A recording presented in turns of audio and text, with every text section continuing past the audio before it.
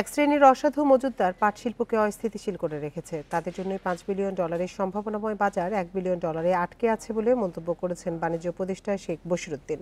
সকালে রাজধানীর তেজগাঁওয়ে জাতীয় পাট দিবস উপলক্ষে আলোচনা সভা এবং বহুমুখী পাটপণ্য মেলা ও তাঁতবস্ত্র মেলার উদ্বোধনীতে এ মন্তব্য করেন তিনি। উপদেষ্টা বলেন, পাট শিল্পের সম্ভাবনা অনেক, তবে উৎপাদন হলেও ঠিকমতো বাজারজাত হচ্ছে না। প্রতিশ্রুতি ভঙ্গ ও মূল্যবৃদ্ধির কারণে আন্তর্জাতিক বাজারেও পাট পণ্যের ক্রেতা কমছে। বাজারে পাটের ব্যাগের সরবরাহ বাড়ানোর তাগিদ দিয়ে তিনি উপজেলা পর্যায়ে উদ্যোক্তা গড়ে তোলার তাগিদ দেন। উদ্যোক্তারা ফলপ্রসূ পদক্ষেপ নিলে সরকার প্রণোদনা সহ সব সহায়তা দেবে বলেও আশ্বাস দেন বাণিজ্য উপদেষ্টা শেখ বশিরউদ্দিন।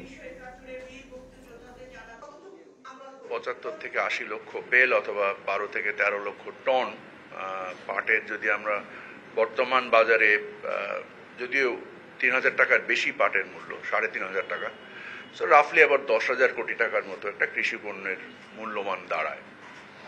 এটাকে যদি আমি শিল্প পণ্যে দেখি, যে আমাদের রপ্তানি দুঃখজনকভাবে প্রবৃদ্ধি করছে না।